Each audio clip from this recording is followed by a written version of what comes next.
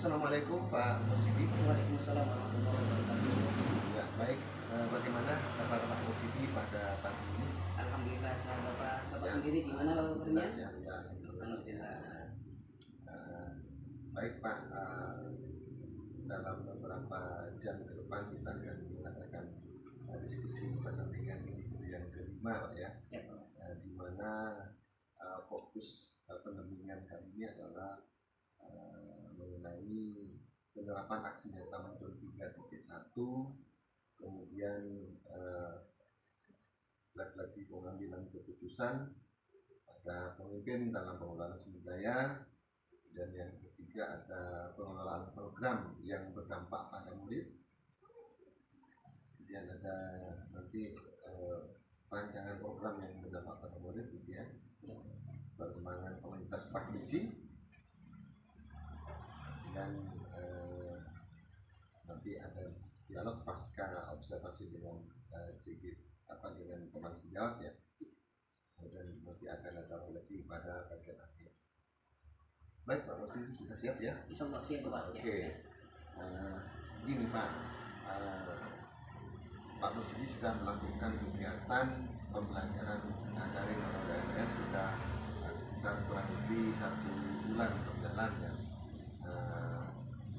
Pada modul 3.1, 3.2, dan 3.3. Bisa diceritakan Pak apa capaian-capaian yang sudah diperoleh Pak di selama pembelajaran daring tersebut, dan hal yang dianggap capaian dan akan mungkin akan ini yang diterapkan itu lah ya. Ceritakan Pak, silakan. Terima kasih. Selama kurang lebih 1 bulan ini ada 2 modul yang saya pelajari. Yang pertama itu pengambilan keputusan, yaitu modul 3.1, dan yang kedua yaitu 3.2, pemimpin dalam pengelolaan sumber daya. Nah, di sini sesuai dengan apa yang sudah saya tuangkan dalam kita refleksi, keberhasilan Pak ya, keberhasilan yang sudah saya terapkan di sini yaitu ketika saya menjadi ketua panitia dalam lomba mewarnai dan tahfidz Quran yang diselenggarakan oleh SDN Pajajaran 2 Sumeneb. Di sini rencana anggaran yang kita butuhkan itu Pak sekitar kurang lebih 80 juta lebih. Jadi di sini kita memanfaatkan relasi aset-aset yang dimiliki oleh kita, contoh penerbit yang kerjasama dengan kita, terus pihak ketiga yang bekerjasama dengan kita, misalkan pihak bank di sini Pak. Di sini kita juga menggunakan aset manusia yang ada di sini Pak. Contoh ke penerbit, kita cari di sana. Di sini ada nggak yang orangnya dekat dengan penerbit ini? Oh ternyata kepala sekolah nih dekat dengan penerbit ini. Akhirnya yang masuk langsung ke penerbit ada kepala sekolah. Dan alhamdulillah kerjasama baik dan kita mendapat subsidi dari sana. Dan yang kedua, untuk bank yang ada di sini kita juga mencari orang yang memiliki pengaruh, yang memiliki relasi yang baik dengan bank tersebut, sehingga alhamdulillah ketika sudah masuk sana, proposal masuk, dan alhamdulillah kita juga dapat bantuan di sana. Dan juga di sini ketika saya menjadi ketua itu, selain membagi tugas dan juga ketika di sini ada penampilan Bapak, ada penampilan di sini juga kita menggunakan penampilan yang kita punya. Contoh seperti hadra kita punya sendiri, anak-anak yang main sendiri, yang melatih juga pun guru sendiri di sini Pak. Jadi hadra itu kita maafkan di sana. Terus yang kedua seperti paduan suara. Di sini juga kita memiliki guru yang memang ahli bagus di bagian suara. Jadi kita memanfaatkan guru tersebut untuk melatih anak yang memang berkompeten di bidang paduan suara. Di sini juga kita punya Pak anak-anak yang sudah ikut paduan suara. Jadi itu kita tampilkan untuk menyanyikan lagu Indonesia Raya lengkap dengan Mars Pajajaran 296. Terus yang ketiga, di sini kita memiliki drum band juga Pak. Jadi kita memanfaatkan menampilkan drum band juga di sana dengan melatih ada dari sini dan juga mengundang dari luar. Karena kalau cuma 1 orang dari sekolah ini kurang, jadi untuk yang drum band kita mengundang dari luar 1 orang dan juga orang-orang dalam yang dilatih. Dan juga selain itu di sini kan mengundang Ibu Wakil Bupati. Nah, beliau memang sibuk Bapak. Jadi di sini kita juga menggunakan aset manusia yang kita punya, yaitu pengurus komite juga kita libatkan di sini, dan beliau memiliki akses yang lebih relasi yang cukup baik dengan Ibu Wakil Bupati, dan alhamdulillah bisa hadir dan membuka acara lomba ini, Pak. Dan kebetulan, nah pada lomba ini ketika pelaksanaan saya ketua panitia, Bapak. Ketika pelaksanaan saya harus ada kegiatan di luar, yaitu di Pamekasan. Di sini muncullah dilema etika saya. Jadi secara tidak langsung saya mencoba menguji 9 itu, Pak. 9 bagian keputusan saya uji dulu dan sampailah ke opsi trilema. Akhirnya saya memilih tidak hadir ke acara lomba ini, Pak. Tapi sebelum itu saya sudah memfikirkan persiapan, saya sudah menyiapkan apa yang dibutuhkan, dan juga saya sudah membagi tugas. Apa nih tugas saya ketika pelaksanaan? Saya limpahkan kepada orang yang memang bisa bertanggung jawab, Pak. Sehingga ketika saya melaksanakan suatu kewajiban di Pamekasan, saya bisa lebih tenang ketika tidak hadir pada acara tersebut. Secara tidak sengaja saya menerapkan modul 3.1 dan 3.2. Jadi capaiannya ternyata Pak Basuki sudah menerapkan secara tidak langsung ya, dari modul 3.1, kemudian 3.2 dan 3.3 gitu ya. Jadi bagaimana pengambilan keputusan berbasis nilai-nilai kebajikan sebagai pemimpin pada saat Pak Basuki ditunjuk menjadi ketua Lomba Mewarnai dan Tahfidz Quran ya. Kemudian bagaimana penggunaan aset yang ada, sumber daya sekolah yang ada dimaksimalkan dengan pola bagaimana pengambilan keputusan yang ternyata pada saat hari hanya ada kegiatan yang bersamaan dan tidak bisa ditinggalkan di tempat di luar kota gitu ya. Sehingga harus menemukan opsi pemecahannya dengan menggunakan opsi dilema ya, dan ada yang membackup pada saat kegiatan di sini di hari harinya pada teman sejawat ya. Yang kebetulan teman itu sebagai posisinya di wakil atau gimana? Oh, teman tersebut itu posisinya DC acara, Pak. Jadi saya jadikan orang tersebut sebagai koordinator lapangan. Jadi segala apapun yang menjadi kendala, kebutuhan, butuh keputusan, saya pasarkan kepada orang tersebut. Yang terpenting saya kasih tahu dulu, jobnya seperti ini, tugasnya seperti ini. Kalau ada permasalahan, rembuk dengan kepala sekolah. Kalau beliau sibuk, langsung uruskan di lapangan. Oke, luar biasa sekali sudah melaksanakan, dan ternyata itu merupakan satu capaian yang luar biasa banget ya, karena Pak Basuki sudah mencoba untuk membangun sebuah relasi yang dengan sesuai dengan karakter sebagai komunitas ya, di mana ada di komunitas itu ada satu di antaranya itu ada komitmen yang kuat dari masing-masing pelaksana kegiatan. Jadi orang-orang yang mau ada di dalam kegiatan tersebut komitmennya sangat bagus. Dan Pak Basuki mencoba membangun relasi hubungan baik dengan kemitraan dengan DPRS mungkin ya, pihak bank, kemudian pihak penerbit juga ya, dan bahkan sampai mendatangkan wabuk ya. Yang Wakil Bupati, Pak. Dan ini sangat luar biasa sekali dan membutuhkan kompetensi untuk mendatangkan pemimpin di mana kegiatan juga demikian padat. Dan juga Pak, untuk juri kita kan juga punya orang dalam di sini. Kebetulan suaminya dari guru di sini, jadi kita minta beliau jadi juri. Dan juga untuk juri tahfidz kita juga punya relasi juga di sini, Pak, yang mengajar tahsin di sini. Alhamdulillah. Dan ketika kita menggunakan aset yang ada, Bapak, di luar dugaan ternyata untuk pengeluaran itu alhamdulillah bisa mengurang, Pak. Yang awalnya itu 8 juta lebih bisa mengurang menjadi sekitar 6 lebih sekian, Pak. Itu jadi saya bisa lihat, alhamdulillah ternyata ketika kita bisa memanfaatkan aset yang ada di sekolah, ternyata baik dari segi apapun anggaran kita yang diperlukan awalnya besar bisa jadi lebih kecil, Pak. Itu ternyata seperti itu. Saya baru sadar juga, nah itu manfaatnya aset yang ada di sekolah, Pak. Ya, luar biasa Pak Basuki. Dan terima kasih sudah bisa mengaplikasikan, mengimplementasikan nilai-nilai dari materi atau modul 3.1, 3.2 dan 3 dalam satu momentum acara. Dan ini luar biasa banget gitu ya. Baik, terima kasih. Kemudian Pak Menteri sudah melaksanakan kegiatan observasi yang kemudian ada observasi nanti akan ada kegiatan pasca observasi. Nah, boleh saya lihat hasil observasinya Pak? Ini yang percakapan observasi, ya, okay. Ini lembar observasinya Pak. Dan ini juga catatan saya ketika mengobservasi gitu teman-teman saya.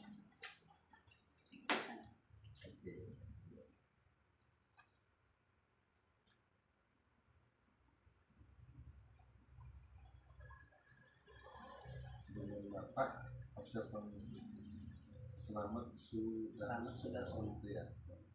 Atau mapelnya matematika kelas 5B.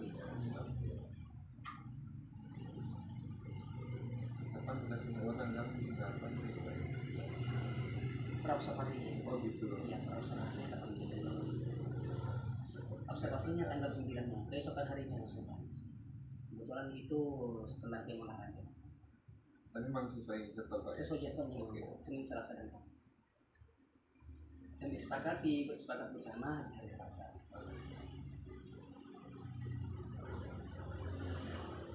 Baik.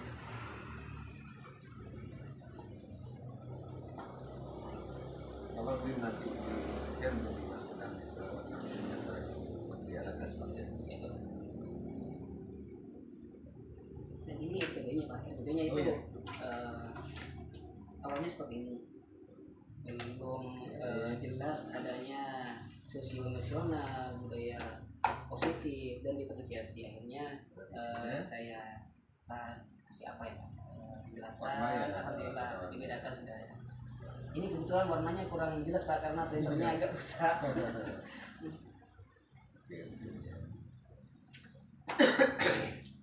Baik Pak. Ini juga di-scan juga. Untuk yang observasinya.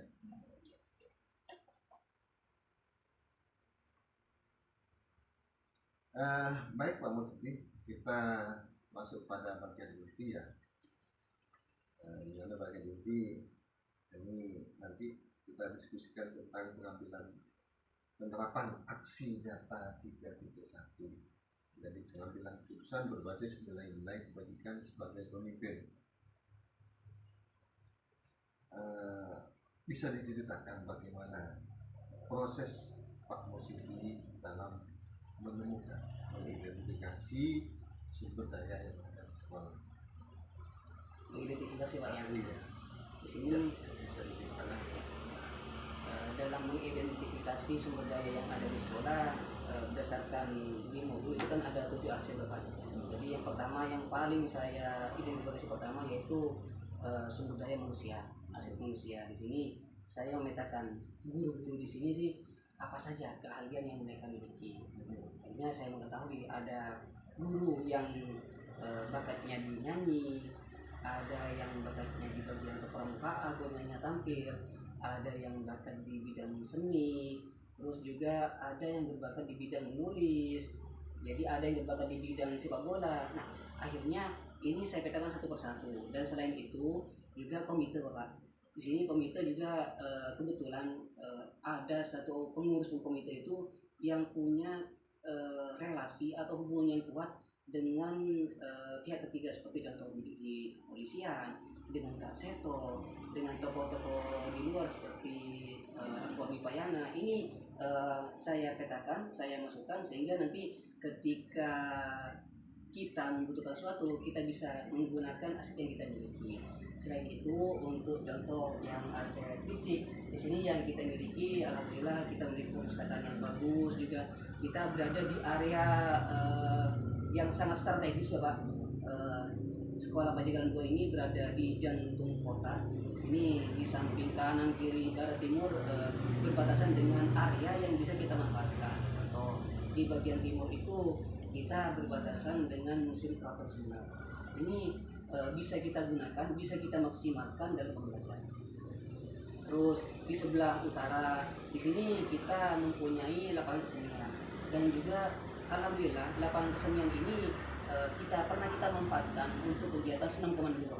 Di sini kita juga mendatangkan tentara yang bertugas di bagian Kelurahan Pajagalan, dan kita manfaatkan untuk mengajarkan senam komando. Dan di sebelah barat ada Taman Bunga dan Masjid Jami. Dan juga ketika bersama dengan kelas 1 kita memanfaatkan Taman Bunga untuk area pembelajaran, area bermain, terutama untuk yang kelas 1 Pak. Kita juga makan bersama di sana sehingga anak-anak itu lebih akrab dengan kita. Pak. Jadi dalam hal mengidentifikasi sudah sampai pada pemetaan gitu ya. Dari pemetaan aset fisik, jadi ada di aset tadi disampaikan bagaimana unsur tenaga pendidikan yang ada di sini dengan segala macam bakatnya, lalu dari nyanyi, seni, kemudian olahraga ya, olahraga itu kita nulis gitu. Oh iya, menulis ya, literasi. Dan dengan komite di mana juga sudah ada mempunyai relasi dengan instansi terkait ya, sehingga memungkinkan untuk mengadakan kegiatan-kegiatan atau program yang menggali kompetensi siswa didik di sekolah. Jadi kemudian dari aset fisik ya, aset fisik, dan di sini terletak di jantung kota ya, dengan di sekeliling sekolah ada dekat dengan museum, kemudian dekat dengan taman bunga, masjid, lapangan juga, sehingga bisa dijadikan sebagai akses atau sarana atau media tempat pembelajaran kepada anak, mulai dari tingkat yang terendah, misalnya di taman bunga dengan membawa ke PB gitu ya. Kemudian bisa pelajaran olahraga dengan tadi disampaikan senam komando gitu ya, dengan memperhatikan atau dengan juga kolaborasi dengan kodem ya. Baik, luar biasa. Baik, pada saat jadi sudah ada identifikasi dan pemetaannya ya. Pada saat proses mengidentifikasi, pasti Pak Musdi mengalami atau mendapatkan dihadapkan pada tantangan ya, pada saat mengidentifikasi sumber daya sekolah. Bagaimana Pak Musdi mengatasi tantangan atau hambatan tersebut? Tantangan yang saya miliki itu terutama di aset manusia Pak. Di sini untuk pendidik Pak ya, saya belum maksimal menemukan potensi yang dimiliki oleh teman-teman. Di sini saya masih menemukan beberapa Pak. Contoh ada yang di nyanyi, ada yang di tari, ada yang di menulis, juga ada yang olahraga. Tapi di sini saya masih belum menemukan keseluruhan teman-teman. Apa sih bakatnya si A? Apakah sih bakatnya si B? Apa sih bakatnya si C? Saya masih belum menemukan semuanya. Masih sekitar 40%. Jadi itu masih hambatan saya, yang mana sampai sekarang ini saya masih melihat, mengamati, dan juga saya menanyakan kepada guru senior, mungkin beliau paham apa sih kelebihan yang dimiliki oleh guru tersebut. Jadi sementara saya mengamati tingkah laku beliau, keahlian beliau, dan juga yang saya lakukan yaitu menanyakan kepada guru senior yang ada di sini. Mungkin guru senior lebih paham kelebihan si A, kelebihan si B. Hanya saja mungkin karena sesuatu hal tidak ditampakkan kepada teman-teman. Karena kan ada teman-teman itu yang langsung menunjukkan ini loh kelebihan saya, sehingga bisa kita maksimalkan langsung Pak. Ada juga teman-teman itu yang ada potensinya, hanya saja tidak ditunjukkan secara langsung. Jadi itu tantangan saya yang masih saya lakukan sampai sekarang, dan saya masih berkoordinasi dengan guru senior yang ada di sini untuk mengetahui kelebihan-kelebihan yang dimiliki oleh teman-teman kita di sini. Dan saya yakin tiap teman-teman yang ada di sini itu punya kelebihan, Pak, yang mana kelebihan itu pasti bisa saya maksimalkan untuk pembelajaran di sini. Baik ya, tantangannya adalah menggali potensi atau aset kompetensi yang dimiliki tenaga pendidik yang dalam tanda kutip senior gitu ya. Iya, Pak. Dan tenaga pendidik yang masih bingung atau tidak mau untuk menunjukkan kompetensi. Kalau yang jenis yang saya pahami itu seperti Pak Salmat ini jago di IPA, Pak. Jadi bisa kita gunakan di persaingan untuk pembinaan OSN. Di sini juga ada yang bagus di bidang wirausaha. Jadi kita paham. Jadi kalau misalkan wirausaha kita arahkan ke sana. Juga di sini ada yang bagus ikut kegiatan literasi. Nah, jadi ketika ada literasi kita bisa gunakan guru tersebut dan komunitas yang ada yang dia ikuti. Jadi bisa kita jelas kita bisa gunakan, hanya saja yang belum itu masih kita proses untuk menemukan agar bisa kita lebih maksimalkan dalam memanfaatkan sumber daya. Baik Pak Mursidi, bagaimana perasaan Pak Mursidi ketika berhasil mengidentifikasi sumber daya sekolah dan ternyata berhasil untuk mendukung sebuah program yang akan dilaksanakan? Pastinya perasaan saya itu sangat senang sekali, Bapak, karena saya bisa membedakan aset-aset yang ada di sekolah, baik itu aset manusianya, fisik, finansial, agama dan budaya, sosial, politik, dan juga lingkungan. Sehingga ketika kita bisa maksimalkan aset yang ada di sekolah ini, kita bisa merancang suatu program yang mana ini bisa sesuai dengan kebutuhan murid. Contoh misalkan di fisik kita memiliki lingkungan yang kosong di sini, ada kelas yang kosong di sini. Jika kita kaitkan dengan agama, kebetulan ini sesuai nanti dengan yang program yang akan kita buat. Ini kita bisa gunakan untuk kegiatan keagamaan. Contoh seperti sholat duha, sholat duha bersama, pembacaan yasinan. Ini bisa kan kita manfaatkan. Dan juga di lingkungan, jika kita kaitkan dengan finansial dan lingkungan di sini, kebetulan di sini kan sekolah kita itu untuk penghijauan masih kurang, dan kita sepakat itu di ruangan depan kepala sekolah sebelah utara itu kita akan buat taman baca di sana. Kita akan buat taman baca, ada residu di sana, nanti akan dikasih tempat duduk dan juga beberapa buku di sana, sehingga anak-anak itu ketika duduk santai di sana, anak-anak bisa menggunakan atau membaca buku yang ada di sana. Itu juga pencapaian luar biasa dari insyaallah itu akan kita laksanakan.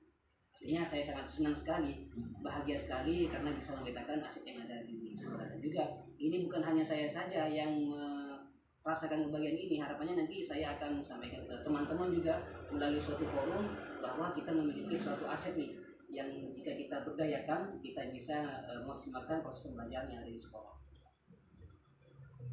Baik ya, jadi luar biasa memaksimalkan aset yang ada di sekolah dari identifikasi tersebut. Satu di antaranya yang sudah dilaksanakan dan disampaikan di awal tadi ya. Kemudian yang tentu perasaan senang manakala ternyata dari identifikasi menentukan dan dianalisis untuk membuat sebuah rancangan program dan di mana pada saat atau dalam waktu dekat akan memaksimalkan potensi di lingkungannya untuk membuat sebuah gazebo dan terintegrasi dengan taman baca. Luar biasa. Baik, apa yang menjadi pertimbangan Pak Mursidi dalam menentukan sumber daya sekolah? Yang jadi pertimbangan. Menjadi pertimbangan saya dalam memetakan ya, yang menjadi pertimbangan saya dalam memetakan sumber daya yang ada di sekolah, yaitu dari segi kebermanfaatannya dan dari segi ekonomisnya. Apakah sumber daya yang ada di sekolah itu memang benar bermanfaat atau tidak. Contoh, di sini kita memiliki wali murid. Wali murid itu kita beragam, Pak. Ada yang bekerja di berprofesi sebagai perawat, ada yang sebagai dokter, ada yang sebagai guru. Nanti ini kita bisa, kalau sekiranya itu bermanfaat bagi kita dan menunjang pembelajaran, kita gunakan, Pak. Contoh, yang bagian kesehatan, kita datangkan ke sini untuk sosialisasi pentingnya menjaga kesehatan, dan bahkan kita bisa ajak anak-anak, bukan hanya belajar di kelas, tapi kita ajak anak-anak ke rumah sakit untuk mengetahui. Dan contoh sederhananya juga, kita memiliki aset di bidang BPS bank. Contoh, salah satu contoh bank, Pak. Di sana kita memiliki relasi yang kuat, hubungan yang kuat di sana, dan kebetulan di sini ada orang yang di sana, sehingga ketika suatu pembelajaran kita ajak anak di sana itu pentingnya menabung sejak dini, sehingga anak-anak kita ajak ke suatu bank, bagaimana pelayanan di sana, bagaimana cara menyapa, dan juga pentingnya menabung sejak dini. Nah juga contoh sederhananya itu ketika kita memiliki sumber daya atau aset di perpustakaan, kita juga memiliki aset di sana, kita memiliki relasi yang baik, sehingga kebetulan yang kemarin itu untuk yang kelas 6 juga ke sana, Pak. Kita datang ke sana, temanya itu asiknya membaca dan menulis. Di sana alhamdulillah kita diterima dengan baik. Anak-anak itu dijelaskan pentingnya membaca dari sejak ini. Itu pertimbangan saya, Pak, dari segi kebermanfaatan.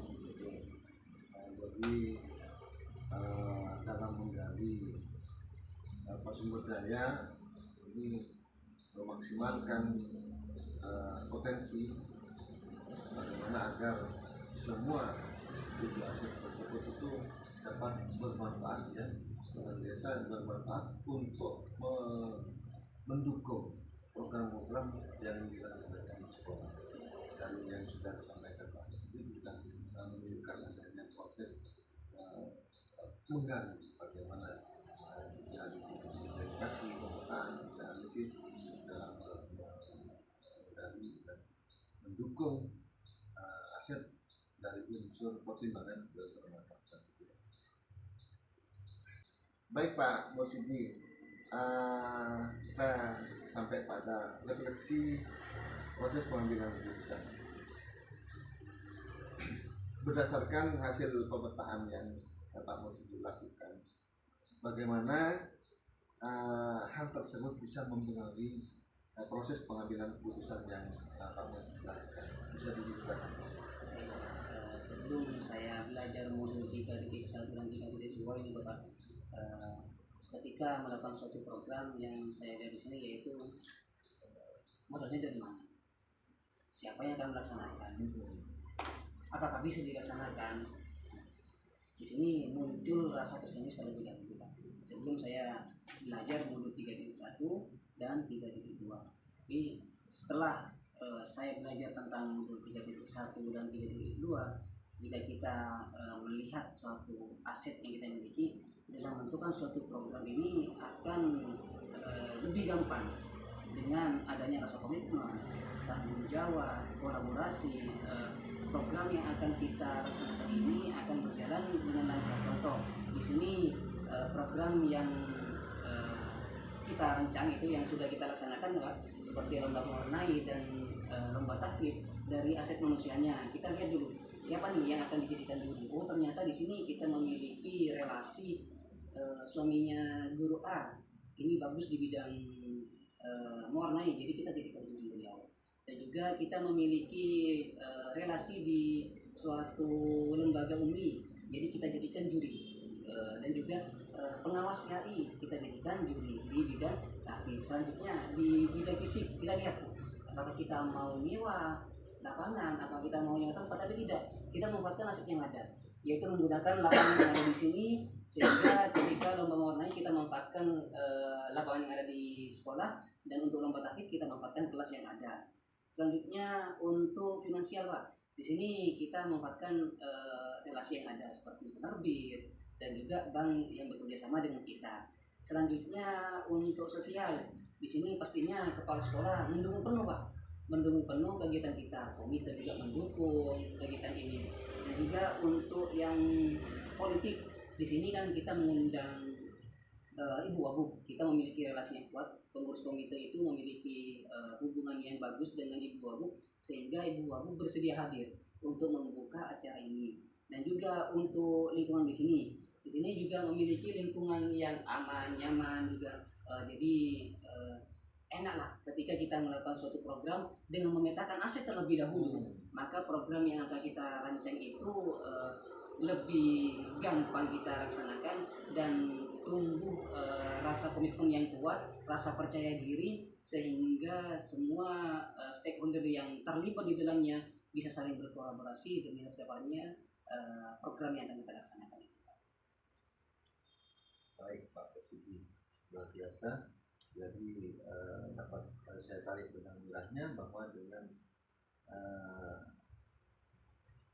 pendekatan berpikir aset yang sudah dilakukan, ini ternyata Pak Mursidi sudah melakukan kegiatan tersebut ya, di mana sudah dijabarkan tadi dari ketujuh aset tersebut sudah ternyata sangat mendukung sekali kegiatan yang dilakukan Pak Mursidi, dilandasi dengan pola pikir pendekatan berpikir aset.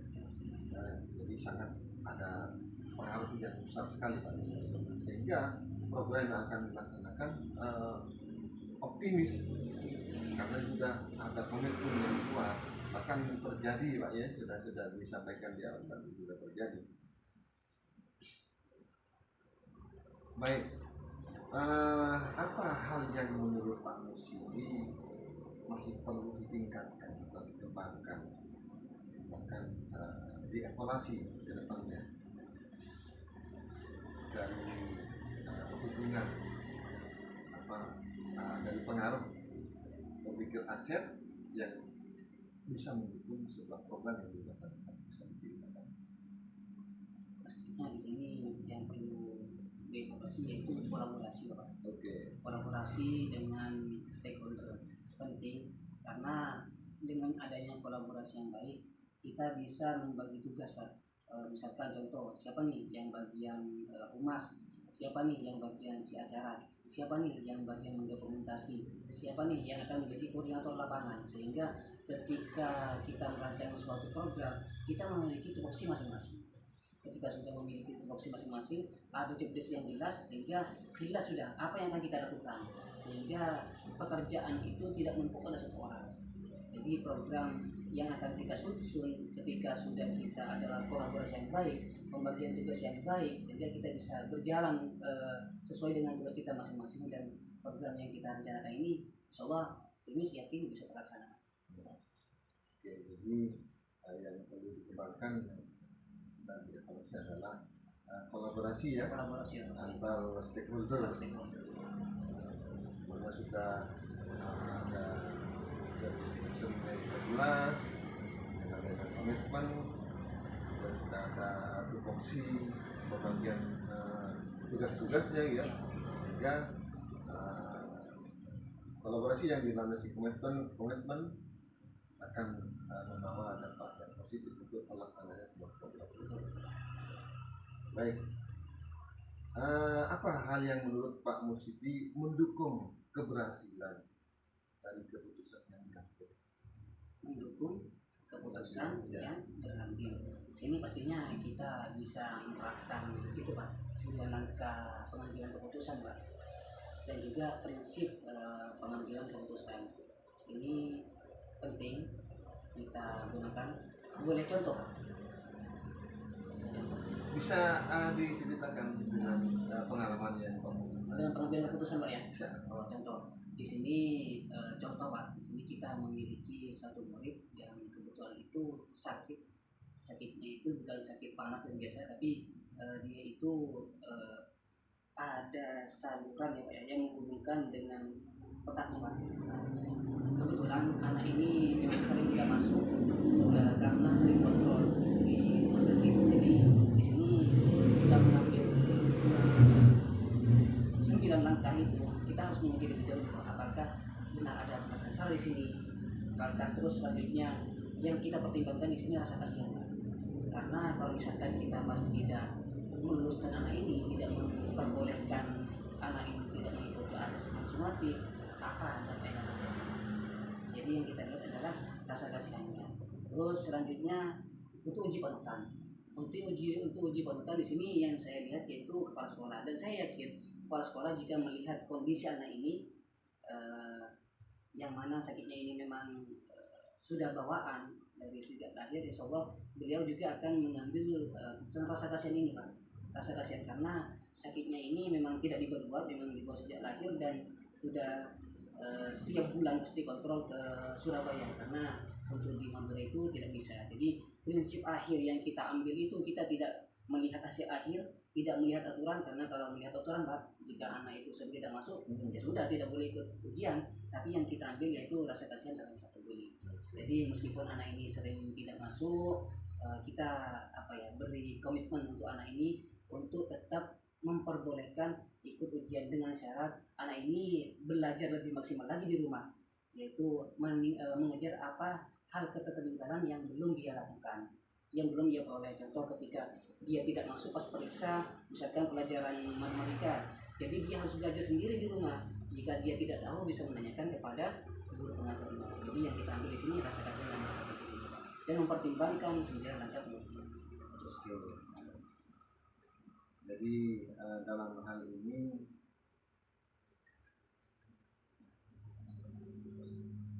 dalam hal pengambilan keputusan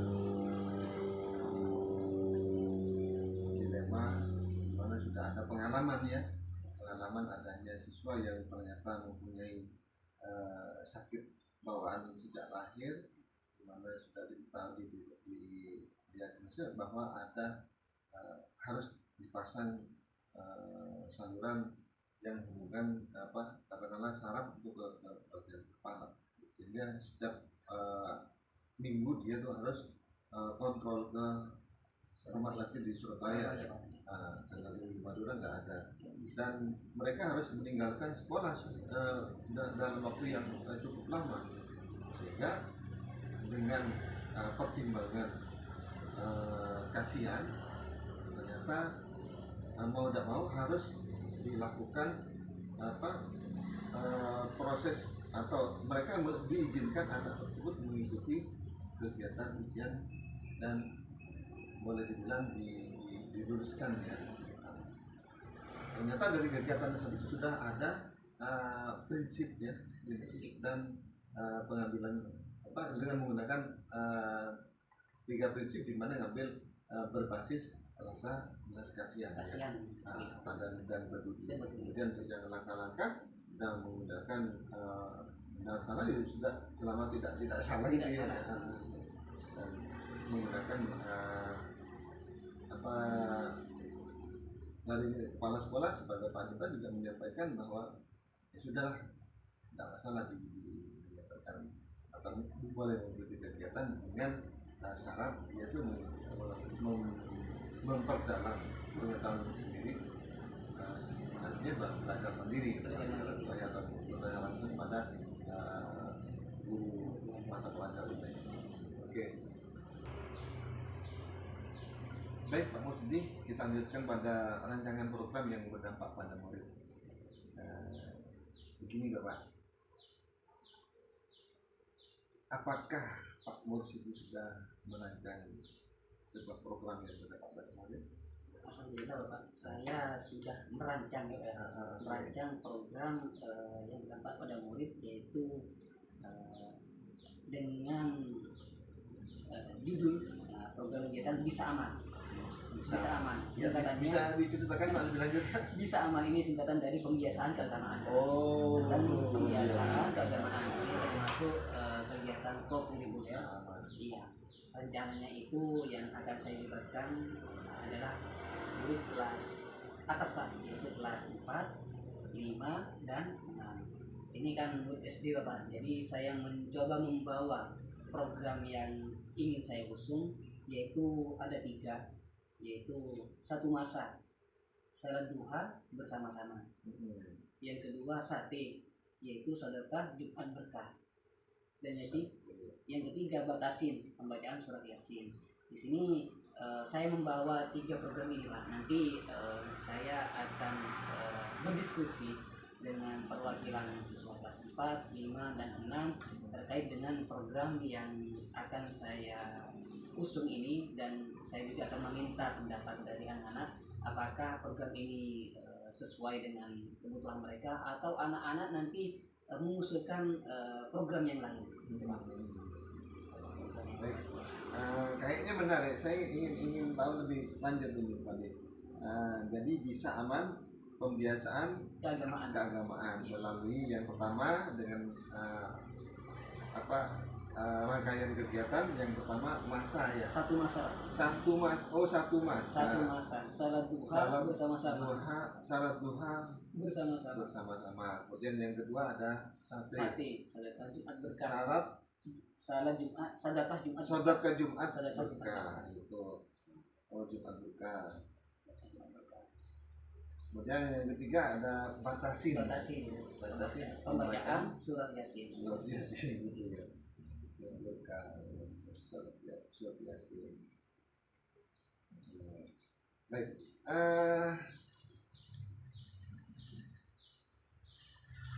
Jadi sudah membuat dalam bentuk apa program yang yang dirancang dan akan dilaksanakan? Bentuk programnya masuk di kurikuler kah atau seperti atau gimana? Untuk kegiatannya ini masuk di kegiatan kurikuler Pak. Rencananya ini untuk yang satu masa salat duha bersama-sama ini rencananya mau dilaksanakan dari pukul 7 sampai pukul 7.20. Oke. Sini kan biasanya ada kegiatan literasi. Mungkin nanti kita sepakati bersama-sama dengan anak-anak, entah itu 1 minggu 2 kali secara giliran atau 1 minggu 1 kali. Nah, untuk yang sedekah Jumat berkah dengan pembacaan surat Yasin ini rencananya tetap kita laksanakan di hari Jumat Pak, khusus di hari Jumat setelah baca surat Yasin. Harapannya nanti anak-anak ada Jumat berbagi, yaitu sedekah Jumat berkah Pak. Jadi kita sudah sediakan kotak sedekah infak yang mana hasilnya ini kita salurkan kepada murid-murid, bukan hanya murid dari pendidikan 2 tapi TK yang termasuk dengan fakir miskin.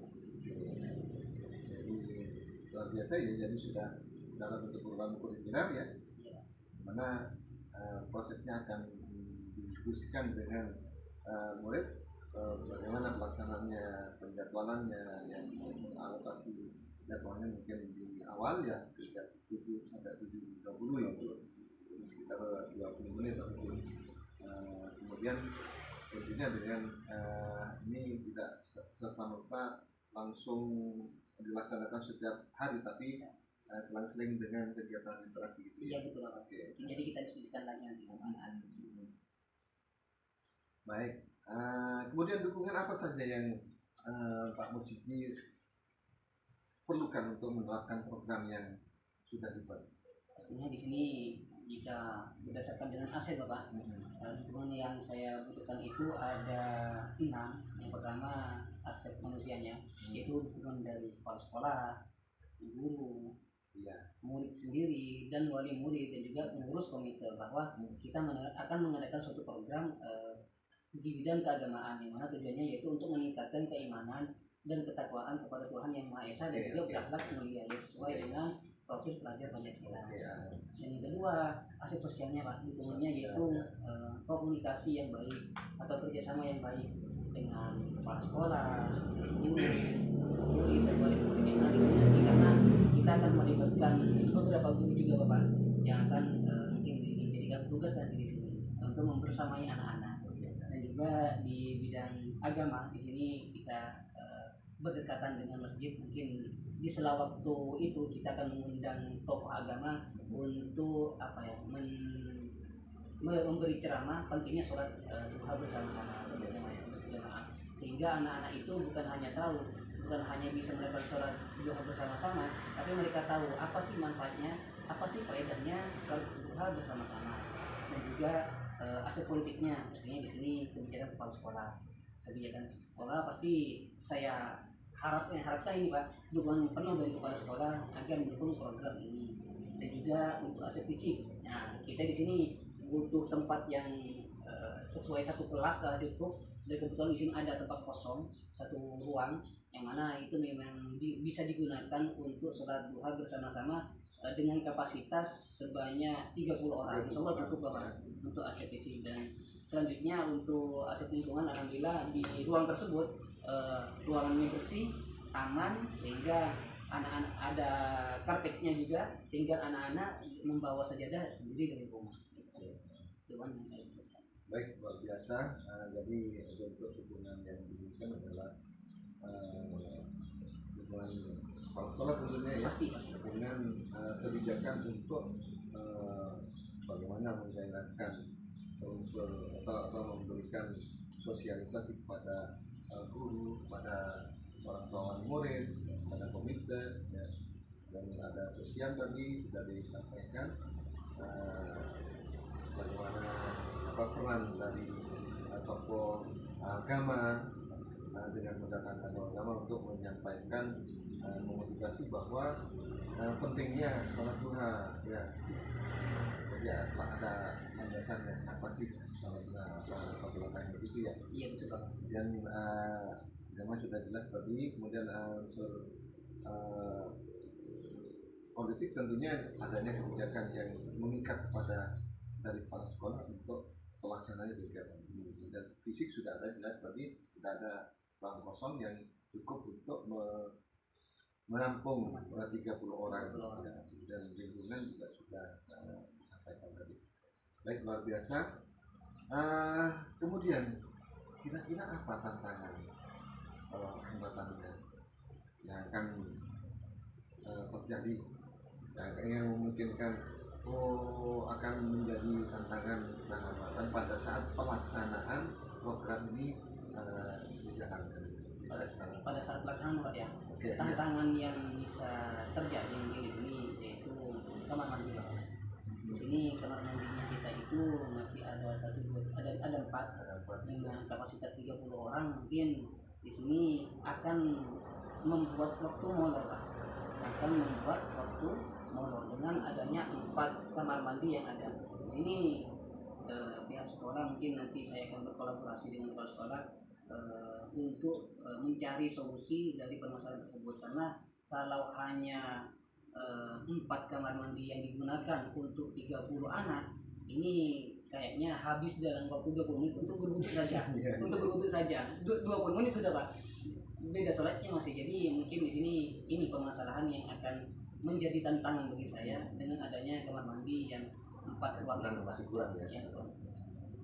Jadi tantangannya adalah kurangnya sarana wudhu ya, di mana masih punya 4 kamar mandi yang bisa dijadikan tempat wudhu. Kemudian bagaimana untuk mengatasi tantangan tersebut agar program ini tetap bisa berjalan? Di sini rencananya saya Bapak, rencana saya itu ketika menemukan suatu tantangan tersebut yang ingin saya komunikasikan dengan kepala sekolah itu ada 2. Yang pertama itu di luar kamar mandi saya ingin adanya pek-pek sebanyak 5 sehingga anak-anak itu bisa mengambil wudhu di luar. Dan juga opsi kedua itu saya ingin meminta kepada anak-anak untuk berwudhu dari rumah. Untuk berwudhu dari rumah. Nanti kalau misalkan toh sudah tidak punya wudhu sebelum jam pukul 7 berbunyi, anak-anak harapannya sudah ke musola bagi yang sudah pernah wudhu, dan yang belum bisa mengambil wudhu di keran yang akan kami sediakan nanti di Bapak. Jadi ini yang akan saya sampaikan kepada sekolah terkait dengan tantangan yang akan saya hadapi ketika akan melaksanakan program ini. Baik, luar biasa. Semoga kedepannya tetap bisa dilaksanakan. Mana untuk menghadapi tantangan tersebut bisa dilaksanakan dengan yang pertama menyarankan anak untuk sudah mempunyai wudhu berangkat dari rumah. Kemudian tersedianya atau dibuatkan keran-keran untuk tempat duduk tambahan di ruang atau area yang terdekat dengan tempat kamar mandi.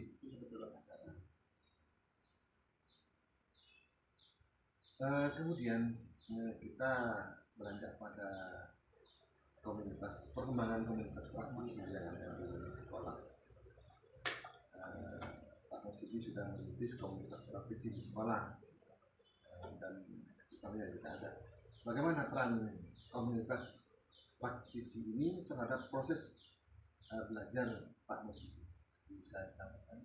Di sini baik, terima kasih terutama untuk yang KKG Pak. Alhamdulillah KKG ini di tingkat sekolah ini berjalan dengan lancar ini. Ini yang biasa kita laksanakan bulan. Di sini kita mengadakan suatu program yang mana tujuannya untuk membangun pendidikan dan rencana yang akan kami lakukan ini Pak sambil Pak. Saya tidak akan berbicara yang sudah ya Pak ya.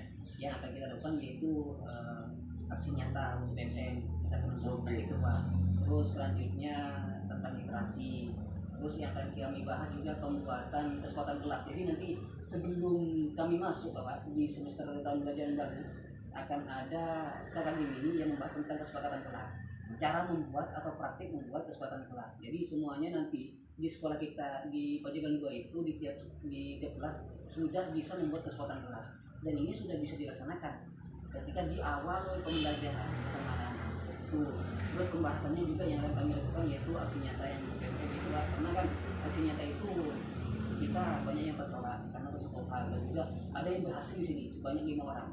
Jadi untuk narasumbernya itu kita kan mengambil dari orang dalam, teman-teman kita sendiri. Dan juga selain itu saya juga kemarin juga sudah ikut perwakilan guru model di KKG tingkat gugus 01 yang membahas tentang BTK. Jadi itu selama kurang lebih 4 pertemuan juga rencana kami akan membahas tentang BTK Pak. Jadi harapannya selama 1 tahun nanti hasilnya kita sudah memiliki paling tidak 1 BTK atau karya ilmiah. Dan selain itu untuk yang selain KKG seperti tim IT, alhamdulillah ini juga tetap jalan Pak, juga tetap jalan, ada pertemuan tetap dan alhamdulillah keberadaan kami itu dibutuhkan. Contoh ketika pelaksanaan lomba kita bagi tugas, siapa yang bagian translate, siapa yang bagian foto, siapa yang bagian syuting, dan juga nanti juga di perpisahan sama kan panitianya dari luar, dari wali murid. Mereka juga meminta tim IT kita untuk mengedit video atau foto dari angkatan 1 sampai kelas 6 Pak. Dan juga selain itu kita tim IT-nya itu diminta untuk mempublikasikan dan juga selain itu kita diminta untuk membuat slide yang digunakan ketika wisuda dan selain itu kita juga diminta untuk mempersiapkan background yang digunakan untuk perpisahan seperti lagu Mas Indonesia, Mas Pajadu, lagu Indonesia Raya. Jadi keberadaan komunitas di sini alhamdulillah tetap berjalan Bapak. Dan juga untuk yang matematika ini juga tetap berjalan. Yang berada itu komunitas matematika untuk kelas 5, kelas 6 Bapak. Ini tetap berjalan juga. Jadi kita sering sharing ya, bukan hanya sering duduk sama makanannya saja tidak, tapi kita juga membicarakan apa sih kekurangan, apa sih yang perlu kita bahas, apa kelebihan dari teman-teman.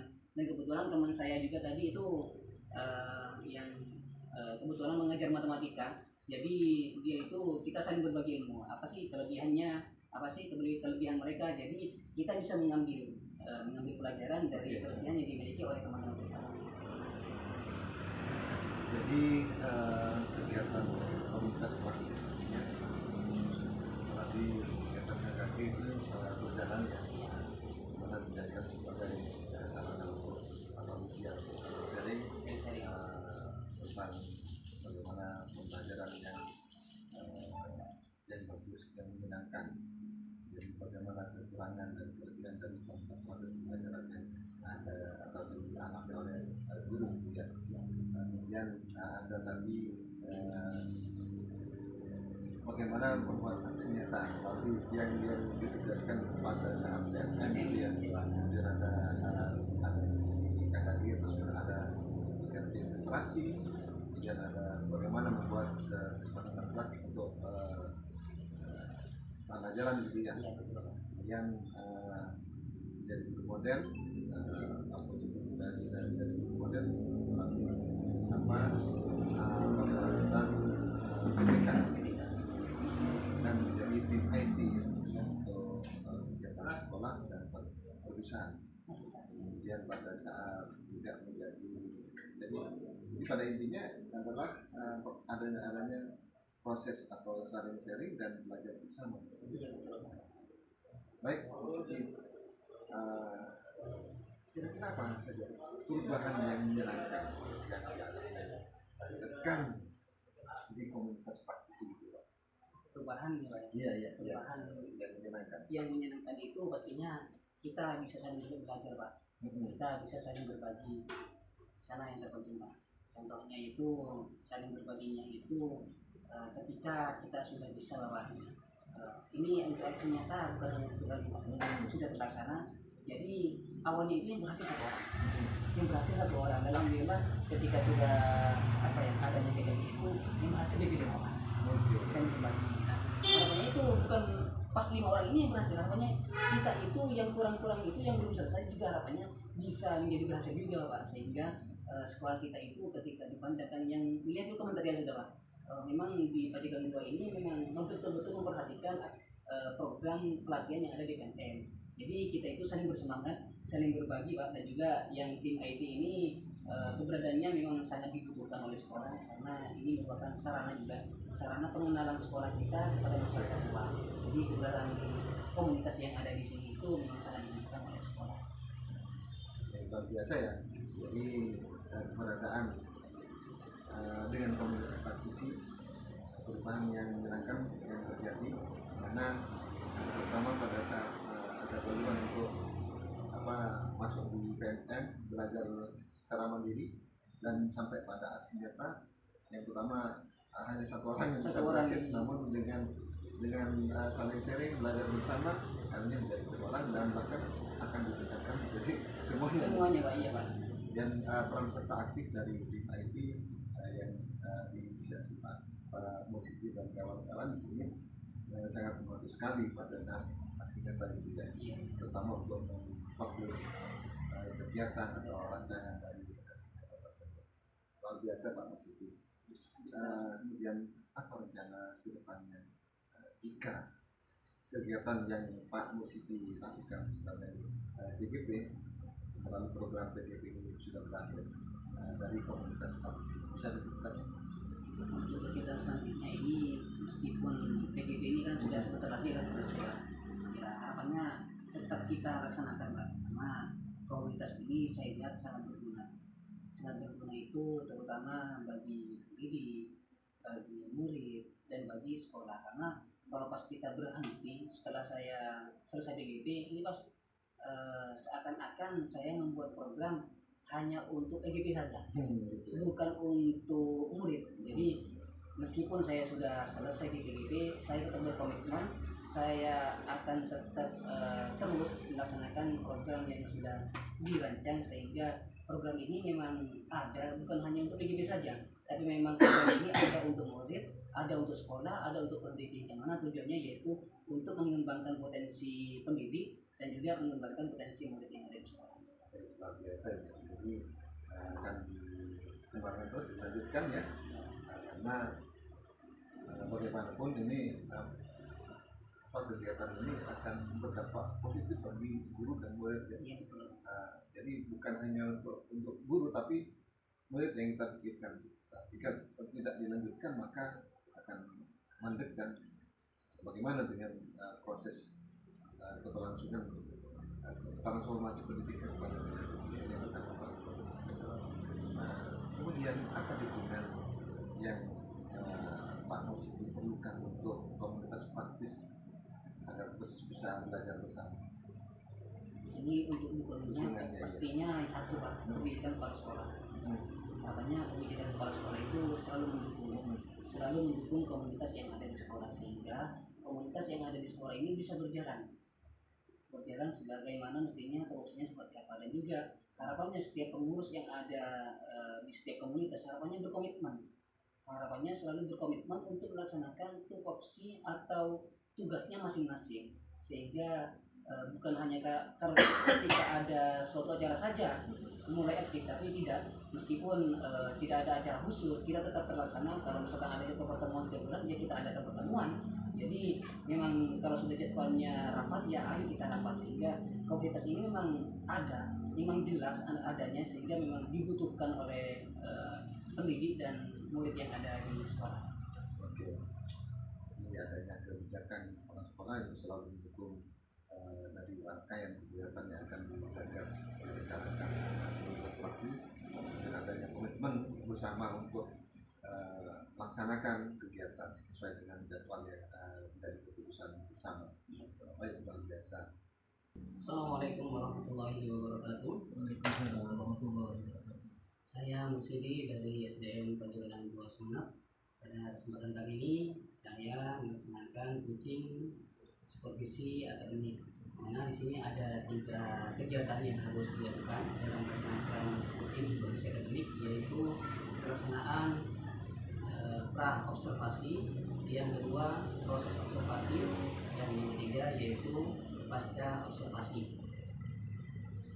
Kami sudah melaksanakan 2 kegiatan, yaitu percakapan pra observasi yang sudah dilaksanakan pada tanggal 8 Mei 2023, dan selanjutnya kami sudah melaksanakan proses observasi yang sudah dilaksanakan pada hari Selasa tanggal 9 Mei 2023, dan sekarang kami akan melaksanakan percakapan pasca observasi. Selamat menyaksikan. Assalamualaikum warahmatullahi wabarakatuh. Waalaikumsalam warahmatullahi wabarakatuh. Gimana Bapak selamat hari ini? Alhamdulillah sehat-sehat saja. Alhamdulillah. Gimana kabar murid Muslim Pak? Alhamdulillah semuanya sehat. Meskipun kemarin ada yang sakit pada saat Pak Musdi melakukan observasi, sekarang sudah masuk kembali. Alhamdulillah. Nah, sekarang kan kita akan melaksanakan percakapan coaching pasca observasi. Apa tujuan yang ingin didapatkan oleh Pak Selamat pada percakapan coaching kita hari ini? Terima kasih Pak Musdi.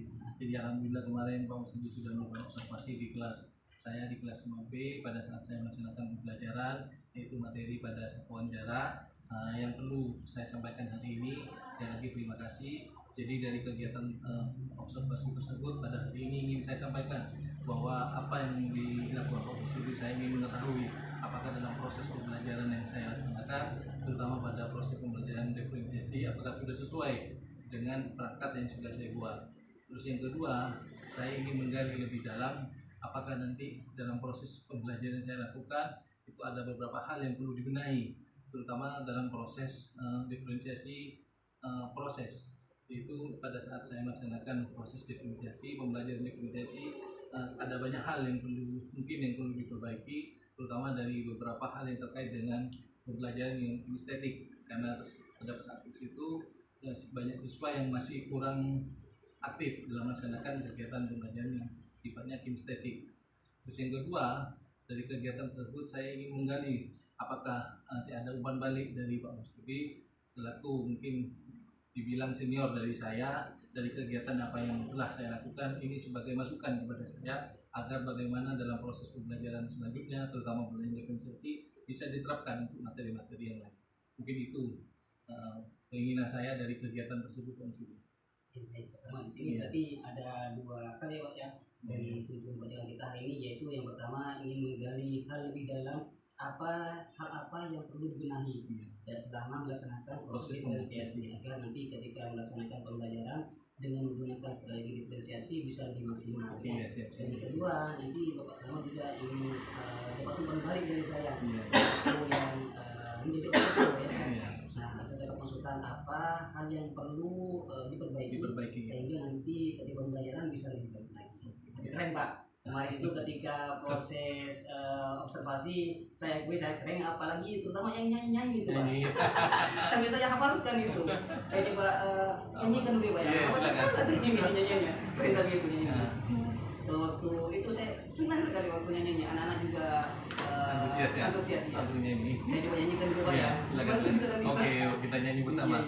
Kucing hitam dalam mobil, Desi centil mondar mandir. Iya iya oh, kucing kilometer, hitam hektometer, dalam dekameter, mobil itu meter, Desi desimeter, centil centimeter, mondar mandir milimeter, tahu semua. Saya ini itu keren ya. Itu salah satu agar anak-anak bisa mengikuti. Iya keren. Nah ini Pak, ini bisa diterangkan ke saya siapa ini. Keren ini. Nah, begini Bapak, pada percakapan sebelumnya rencana awal yang sudah kita sepakati pada percakapan pra-observasi yaitu saya ingin mengulas kembali pada percakapan sebelumnya, yaitu tujuan sebelumnya yaitu pada pembelajaran, yaitu yang pertama ingin melalui serangkaian kegiatan murid harapannya mampu memahami memahami jarak. Dan yang kedua, melalui berbagai latihan murid mampu menyelesaikan masalah yang berkaitan dengan perbandingan jarak. Betul Pak ya? Betul. Selanjutnya untuk area pengembangan yang hendak dicapai di sini Bapak ingin area yang dikembangkan yaitu memandu proses belajar mengajar yang efektif. Yang mana isinya di sana ada 5. Yang pertama itu ketika proses pembukaan, terus yang kedua adanya muatan sosio-emosional dalam aktivitas pembelajaran. Yang ketiga yang perlu diamati yaitu pendekatan dalam mendampingi murid. Yang keempat penggunaan strategi pembelajaran. Ketika menggunakan proses diferensiasi itu bukan diferensiasi proses apa ya. Dan yang terakhir itu kegiatan menutup proses pembelajaran.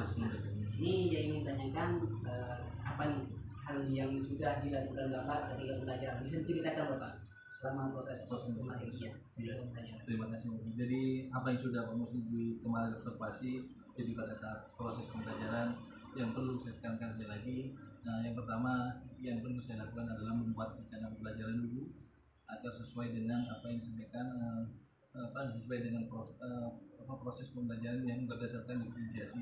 Terus yang kedua, di mana pada saat saya melakukan proses pembelajaran, saya harus juga menyiapkan alat dan bahan, karena nanti alat dan bahan merupakan salah satu yang digunakan dalam proses pembelajaran diferensiasi.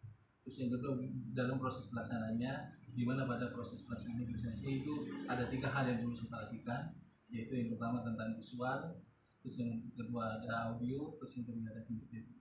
Nah, itu di dalam proses diferensiasi yang pertama yang saya lakukan kemarin untuk proses pembukaan ya, saya membaca doa dulu apa sudah disampaikan ini sesuai dengan pembelajaran sosio. Terus yang kedua pada saat prosesnya, di mana nanti saya melaksanakan sebelum awal pembelajaran, saya itu meminta siswa untuk melihat gambar satuan panjang. Jadi saya siapkan satuan panjang. Jadi ini terkait dengan visual mungkin atau gambar. Yang kedua, setelah itu saya diminta untuk bernyanyi. Apa yang sudah dinyanyikan Pak Muslibi itu adalah salah satu nyanyian yang saya sampaikan pada saat siswa belajar satuan panjang. Terus yang ketiga, setelah mereka melakukan menyanyi, maka langkah selanjutnya adalah mengukur. Jadi saya minta beberapa siswa yang sudah saya bagi itu untuk mengukur, ada panjang buku, terus panjang kotak pensil, yang terakhir ada panjang meja.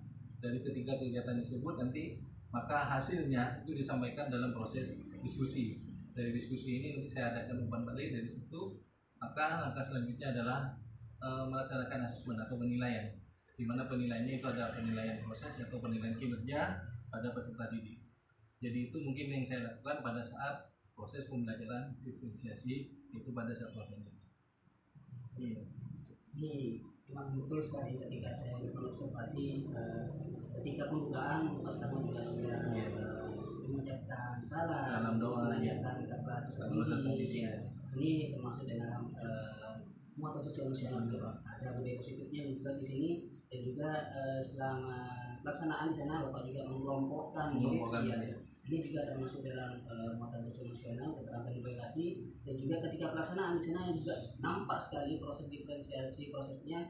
Betul tadi yang disampaikan ketika visual itu melihat gambar yang auditori itu menyanyi bersama, kemudian yang kinesthetik itu mengukur buku, kotak pensil, dan meja. Betul ya. Di sini Pak, yang ingin saya tanyakan selanjutnya, hal positif apa nih? Hal positif apa yang sudah terjadi selama pembelajaran? Jadi dari kegiatan tersebut Pak Muslibi, hal yang positif yang saya rasakan, terutama pada pribadi saya, nah saya melihat peserta didik itu lebih antusias dengan pembelajaran yang diferensiasi. Jadi mereka kayaknya sudah belajar secara senang dari pembelajaran yang saya laksanakan.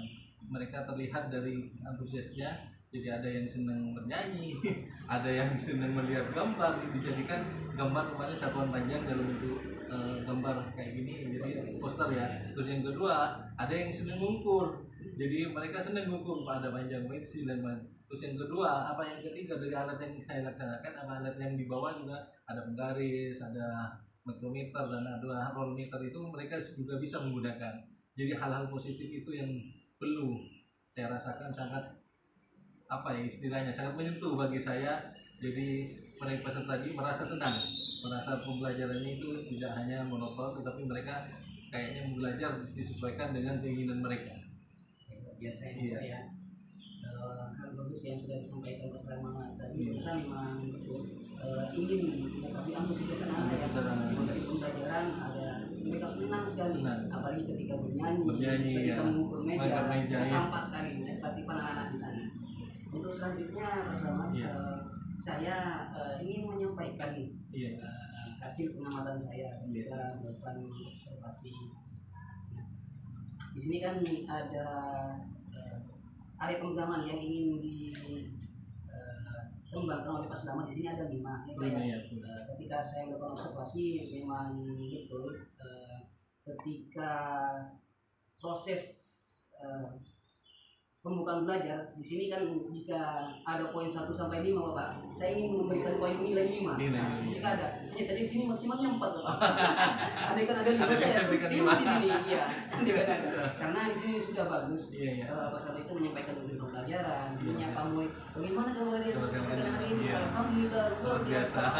Saya masih ingat itu di sini. Dan juga mungkin di sini tambahan dari saya, Pak Slamet bisa mengaitkan manfaat belajar satuan panjang dalam kehidupan sehari-hari. Secara tidak sengaja, tapi ketika pelaksanaan Pak Slamet sudah mengukur benda-benda dalam kehidupan sehari-hari. Jadi bisa dikuatkan nih agar ketika mengajar itu apa sih manfaat kita belajar hari ini?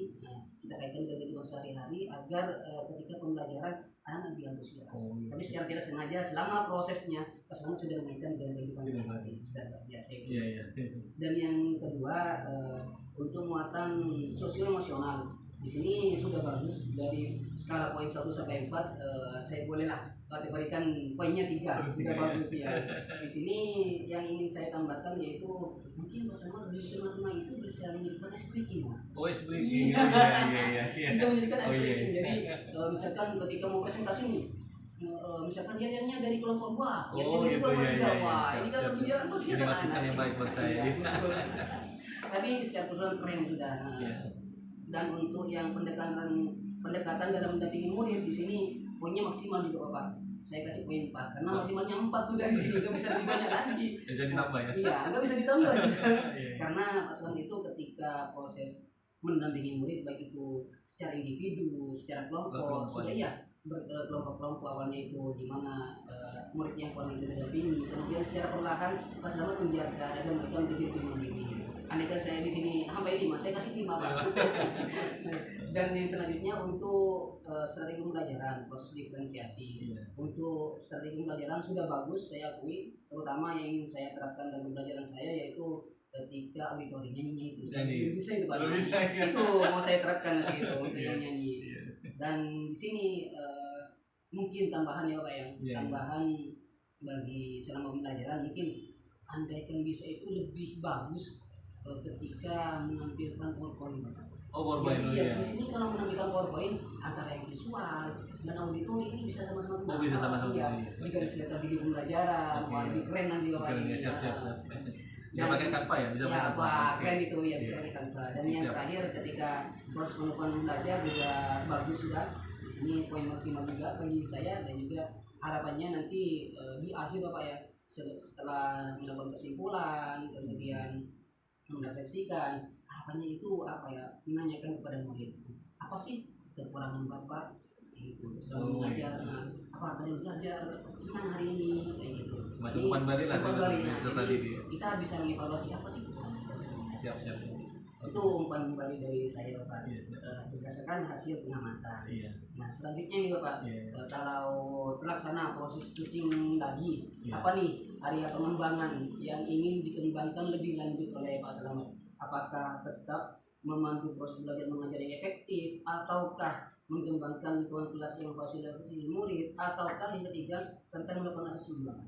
Saya pengennya kalau misalnya ada lagi yang masih kegiatan coaching ini, saya pengen yang asesmen ya, penilaian. Karena sampai saya ini untuk bagian diferensiasi untuk asesmen saya masih kurang paham. Kalau kemarin kan asesmennya ya semacam kegiatan siswa melaksanakan tugas mandiri, artinya ada tes. Nah mungkin diantara itu ada asesmen lain yang perlu disampaikan kepada saya, karena terutama dalam proses pembelajaran diferensiasi. Mungkin saya lebih bermainnya ke asesmen, ke penilaian. Berarti area pengembangan yang dilakukan sendiri oleh Pak Slamet yaitu melakukan asesmen dan menjadi umpan balik Bapak ya. Ya. Selanjutnya Bapak, apa nih indikatornya Pak, indikator yang ingin lebih apa ya, dikembangkan lebih lanjut. Tadi katanya asesmen, Betul, ya. apa nih yang ingin dikembangkan lebih lanjut untuk asesmen itu selanjutnya? Apa yang sudah saya sampaikan tadi. Jadi indikator yang ingin saya capai dari asesmen itu adalah bagaimana saya bisa melaksanakan pembelajaran itu ada umpan balik dari peserta didik, sehingga dalam prosesnya pembelajaran tersebut bisa menambah pengalaman saya. Apa yang kurang dari saya itu bisa terlihat pada saat proses asesmen di situ.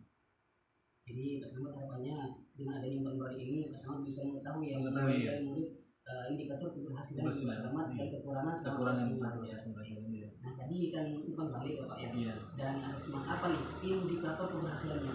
Oh ini nih saya dikatakan asesmennya berhasil atau umpan baliknya berhasil ketika apa? Oh iya. Jadi pada saat terlihat sudah dalam proses pembelajaran, begitu asesmen atau umpan balik, begitu saya melakukan semacam pertanyaan kepada peserta didik, misalnya bagaimana dalam melaksanakan proses pengukuran pada saat ini. Jadi peserta didik sudah banyak yang mengetahui, Pak, kami sudah bisa melaksanakan pengukuran, misalnya dalam proses satuan panjang sentimeter. Terus yang kedua, oh Pak, saya mengukur meja menggunakan yang dekameter. Jadi peserta didik sudah bisa melaksanakan proses penilaiannya, proses pengukurannya itu bermacam-macam variasi dari satuan jarak, tidak hanya melakukan pada sentimeter. Nah dari sini terlihat begitu mereka presentasi, jadi pada saat ada kegiatan asesmen di situ, asesmennya saya rubah, misalnya ada yang saya buku dari sentimeter saya suruh jadikan dekameter dan sebagainya. Nah di situ terlihat bahwa tadi sudah bisa, kalau sentimeter ke dekameter jadi berapa dan berapa, jadi ada yang dikalikan, kalau naik 1 dikali 10, jadi seperti nyanyian tadi, walaupun itu dikali 10, kalau turun dibagi 10 itu, mereka sudah bisa. Jadi sini sudah terlihat pada saat saya memberikan asesmen tersebut. Berarti indikator keberhasilannya asesmen itu jika anak-anak sudah berhasil Pak ya, iya, melakukan pengukuran bukan hanya sentimeter saja, sentimeter, ya. Gimana jika dinaikkan, diturunkan, ya. Oke. Sini Pak, tadi sudah ada tujuan yang akan dicapai, indikator yang ingin dikembangkan selanjutnya, dan juga indikator ukuran keberhasilannya. Selanjutnya faktor pendukung apa nih Pak? Faktor pendukung yang dibutuhkan agar ketika area pengembangan ini kita kembangkan lebih lanjut bisa lebih tercapai. Faktor pendukung salah satunya itu adalah kondisi lingkungan sekolah yang terutama di kelas harus kondusif, karena bagaimana seorang guru bisa mengatur suasana kelas agar mereka terbawa oleh proses pembelajaran yang akan dilakukan oleh guru. Terus yang kedua adalah sarana, terutama alat ataupun bahan yang akan digunakan. Jadi seorang guru harus benar-benar bisa memilih bahan-bahan yang mudah dijangkau oleh peserta didik. Yang ketiga adalah bagaimana terutama dalam prosesnya, bagaimana peserta didik itu bisa melaksanakan kegiatan tersebut, karena selama ini dalam proses pembelajaran terutama yang saya laksanakan sebelum menggunakan diferensiasi itu banyak hal yang terkendala, terutama pembelajaran matematika itu pembelajarannya hanya terbatas, hanya menghitung dan sebagainya. Jadi selama ini sebelum saya pembelajaran itu tidak begitu berkembang katanya. Jadi proses pembelajarannya ya biasanya, makanya menggunakan diferensiasi itu saya semoga nanti bisa menjadi pembelajaran yang lebih baik. Berarti di sini faktor pendukung yang bisa menunjang keberhasilan tersebut yaitu yang pertama kondisi lingkungan ya, yang kedua sarana, alat dan bahan yang mana ini ya sekiranya guru harus kreatif ya, sehingga alat yang akan dipakai ketika pembelajaran itu mudah disesuaikan. Dan yang ketiga selama pembelajaran harapannya juga bisa melakukan proses diferensiasi Pak ya, agar tujuannya itu ketika pembelajaran menjadi senang ya. Untuk selanjutnya Bapak, kapan nih kira-kira kita bisa bertemu lagi untuk melaksanakan coaching lagi seperti siaga ini untuk hari pengembangan selanjutnya Bapak? Untuk hari selanjutnya nanti insya Allah pada hari, kalau saya kan ngajarnya Senin, Selasa dan Kamis. Bisa Kamis Pak Sudi, terutama nanti materi penyajian data. Penyajian data ya Pak ya? Nanti materi itu bisa dinyatakan mungkin bisa nanti Pak Sudi bisa observasi pada proses materi penyajian data. Iya. Saya tidak sabar nih Pak. Itu akan selanjutnya siap. mengobservasi kegiatan pembelajaran Bapak nanti. Oke, siap. Nah, yang terakhir nih Pak, Iya. kita sudah sampai di percakapan terakhir Bapak. Iya. Gimana nih perasaan Bapak nih? Ya, jujur ya, perasaan Bapak selama proses coaching mulai dari observasi sampai sekarang nih pasca observasi, gimana perasaan Bapak selama melakukan proses ini? Iya, alhamdulillah dengan kegiatan ini sebenarnya kalau boleh dikatakan jujur pada saat observasi ya kami agak gemetar juga karena proses observasi yang dilakukan oleh Pak Mursidi kan intinya sama seperti proses yang dilakukan oleh kepala sekolah, masuk ke dalam kelas melihat kami terutama saya mengajar di situ, meskipun secara mental Pak Mursidi adalah teman guru saya, tapi secara emosional dalam diri saya Pak, saya ini sedang diawasi gitu. Jadi saya harus benar-benar menampilkan yang terbaik, dan ini kedepannya bukan hanya nanti, semoga kedepannya dalam proses ini tidak harus artinya tanpa kegiatan ini saya harus lebih mengembangkan. Jadi selama ini perasaan saya ya dibilang senang begitu, dibilang yang nggak senang ya bukan nggak senang, artinya agak gemetar pada saat proses coaching tersebut. Kalau kemarin kepala sekolah itu melaksanakan PKG lalu kelas, sekarang ada teman. Tapi tidak apa-apa, ini adalah mungkin yang terbaik buat saya nanti sama-sama untuk mengedepankan proses pembelajaran yang lebih baik. Tapi apa ya, sudah bagus Pak, sudah bagus, dan tidak kelihatan Bapak, tidak kelihatan bahwa Pak Slamet ini gentar ketika yang sudah tapi seperti biasanya kayak di belakang itu tidak ada yang mengawasi. Iya. Karena ketika kita seperti teman ini, ketika kita jadi teman kayak gini Pak, proses pembelajaran dan kita observasi bisa lebih lancar, tidak ada kata istilah mobilnya itu ngetek ya. Jadi lebih apa ya, lebih rileks, lebih enak. Baik, sampai ketemu Bapak ya. Terima kasih. Pertemuan selanjutnya, terima kasih nih pada kesempatan kali ini sudah mengganggu waktu Bapak. Terima kasih Bapak. Assalamualaikum. Waalaikumsalam.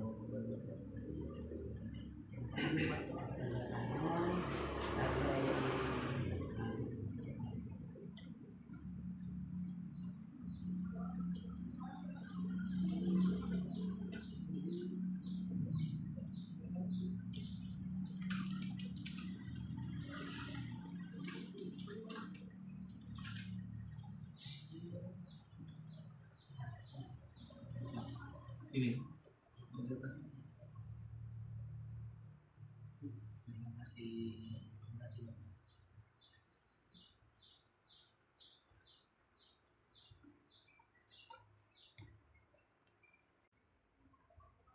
Tak terasa kita sudah berada di akhir pendampingan ini Pak. Iya. Tolong bisa direfleksikan apa materi-materi yang sudah dipraktikkan Pak Mursidi dari 10 rangkaian program materi di modul tersebut, apa yang sudah dipraktikkan daripada materi yang sudah dipelajari, yang sudah dipraktikkan di sekolah Pak? Iya, bisa diceritakan. Pastinya untuk modul 1 itu istilah menuntun Pak. Oke. Istilah menuntun itu saya terapkan. Modul 1 ya. Modul 1 Pak. Saya terapkan, saya berusaha membimbing murid sesuai dengan karakteristiknya atau potensi yang mereka miliki masing-masing. Karena kan setiap murid berbeda-beda Pak minatnya, punya potensi yang berbeda. Jadi saya petakan dulu berdasarkan asesmen diagnostik apa sih bakatnya si anak ini, sehingga dengan mengetahui bakat anak saya bisa melakukan pembelajaran yang sesuai, dan juga bisa mengembangkan potensinya di bidang perlombaan. Contoh yang minat potensinya di bidang melukis, saya arahkan mereka untuk mengikuti lomba di bidang melukis.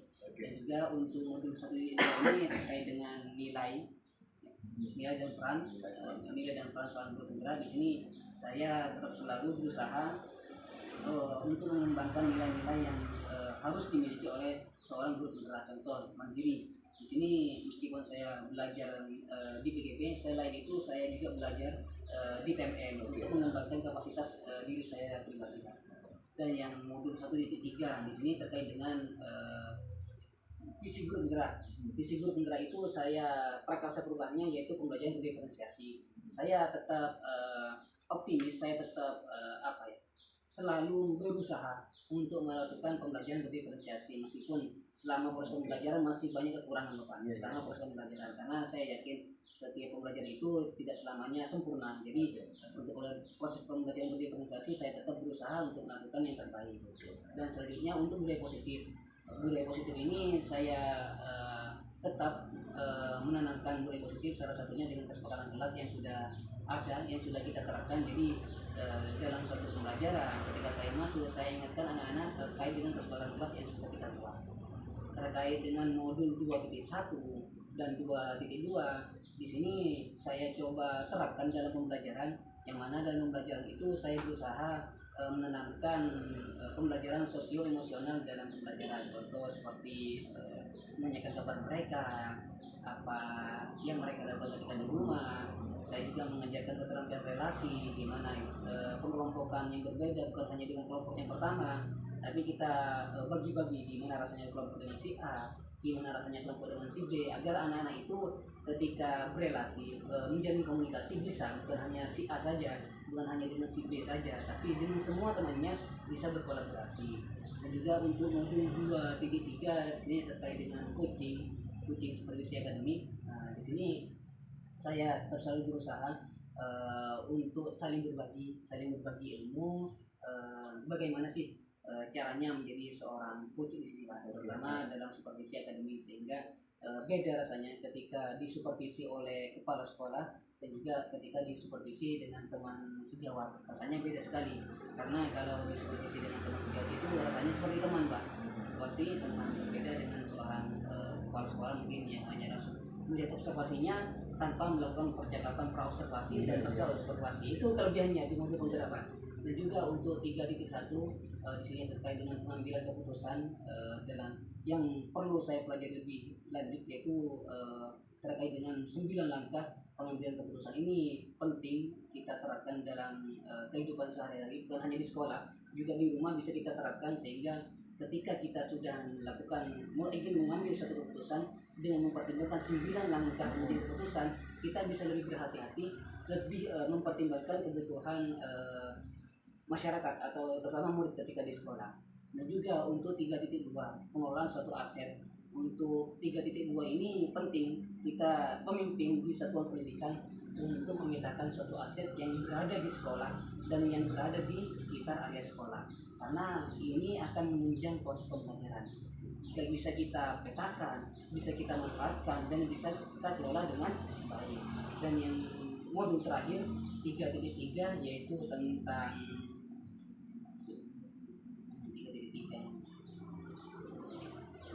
program. Oh iya, tentang program. Dalam membuat suatu program, kita tidak pas langsung seorang guru membuat program, kemudian murid yang suruh menjalankan. Nah, ini kan tidak sesuai dengan apa yang diinginkan oleh murid. Tapi paling tidak kita harus libatkan murid. Apa pilihan mereka, apa suara mereka, sehingga kita ketika sudah melibatkan mereka, baik dari suara mereka, pilihan mereka merasa memiliki program tersebut dengan pastinya. Dan dengan tanda kutip kita melihat aset yang kita miliki, apakah aset tersebut ada di sekolah, bisa kita manfaatkan sehingga program tersebut bisa jalan dengan aset yang kita punya. Artinya dengan memperhatikan suara, pilihan, dan kepemilikan murid. Luar biasa Pak Musyidi, mulai dari modul 1, modul 2, dan modul 3 memang sudah sebagian besar sudah dicoba untuk mempraktikkan ya, dengan dan merupakan capaian yang sudah sangat baik dari Pak Musyidi untuk senantiasa mempraktikkan, walaupun perlu pengembangan gitu Pak ya. Baik, luar biasa sekali sudah disampaikan ya. Kemudian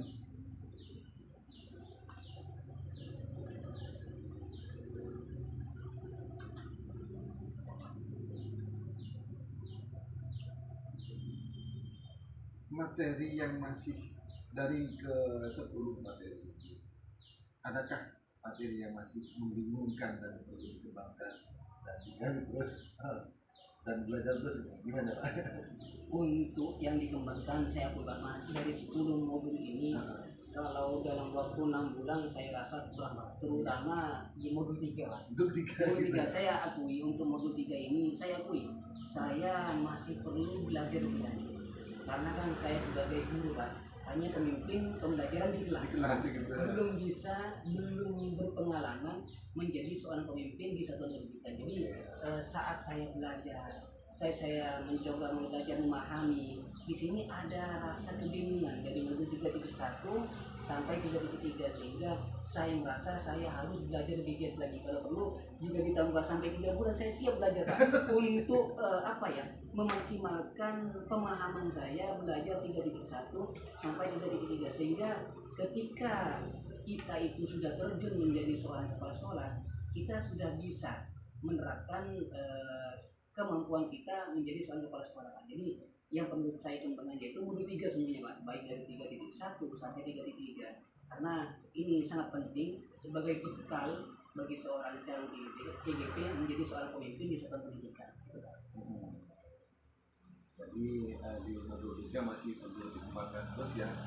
Dan jika nanti betul diorientasikan sebagai pemimpin, bisa menerapkan bagaimana sih sebagai pemimpin yang dalam mengambil keputusan sesuai dengan nilai-nilai kebajikan universal, kemudian mempertimbangkan aset, merancang program yang berdampak pada murid, itu luar biasa sekali, Pak ya. Bahkan jika memungkinkan untuk ditambah siap khusus modul 3, Pak, khusus modul 3 saja, Pak. Siap, Pak. Kalau ditambah berapa bulan siap agar lebih paham, Pak. Karena emang Pak, kalau misalkan modul 3 ini kita masih pahamnya itu sekitar 60-70%, Pak. Harapannya bisa lebih maksimal pemahamannya. Baik, Pak Mursidi, tak terasa kita ini luar biasa sekali apa yang kita sampaikan, Pak. Saya berterima kasih juga dalam hal ini ternyata saya banyak belajar dari pertemuan pendampingan kita kali ini. Kemudian saya ingin mengingatkan Pak Mursidi untuk menyebarkan dan mengumpulkan serta mengikut survei tentang kompetensi guru penggerak Feedback 360, di mana kegiatan ini sudah dilakukan dan harus sudah dilakukan sebelum TI 6. Sebelum TI 6 ya, Pak ya? Sebelum TI 6. Sudah terinput ya, Pak ya? Enggak, artinya ini sudah dilakukan. Sudah dilakukan ya? Sudah dilakukan sebelum TI 6. Ya, siap. Kepada siapa saja respondennya, pada sekolah-sekolah, 5 orang guru dan perwakilan murid. 5 murid ya, Pak ya? Ya. Ini hampir sama dengan yang sebelumnya, Pak ya? Oke. Kemudian Pak Mursidi mengisi penilaian diri atau evaluasi diri ya. Evaluasi diri. Kemudian yang kedua adalah Pak Mursidi membentuk diskusi atau melakukan diskusi terkait pemetaan aset. Diskusi pemetaan aset. Ini juga sama pelaksanaannya sebelum TI 6. Sebelum TI 6. Iya. Hal yang perlu dilakukan adalah yang pertama menentukan jadwal diskusi pemetaan aset dengan kepala sekolah. Hanya dengan kepala sekolah atau dengan yang lain? Dengan yang lain juga. Jadi yang pertama jadi menentukan jadwal diskusi pemetaan aset dengan kepala sekolah. Kemudian mengundang aktor, ada kepala sekolah, rekan guru, murid, orang tua, tokoh setempat, perwakilan gender, misalnya dari PKK dan wanita, ya, yang terlibat dalam diskusi. Kemudian membuat notulen hasil diskusi dan mengambil dokumentasi kegiatan, foto ataupun video. Kemudian mengumpulkan hasil pemetaan. Ya, dari hasil pemetaan dari hasil diskusi tersebut, yang hasil pemetaannya itu dikumpulkan.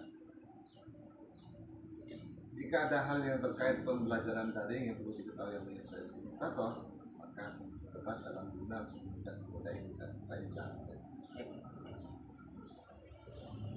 Baik Pak Musidi, tak terasa kita sudah berada di penghujung pertemuan kita. Jika ada salah dalam penyampaian dan kurang maksimal, mohon maaf lahir batin. Semoga kita ke depannya dapat menjadi agen perubahan dalam transformasi pendidikan yang muaranya adalah bagaimana mencetak profil pelajar Pancasila. Semoga sukses untuk Pak Musdi dan kita semua. Akhirnya, assalamualaikum warahmatullahi wabarakatuh. Waalaikumsalam warahmatullahi wabarakatuh. Terima kasih Bapak.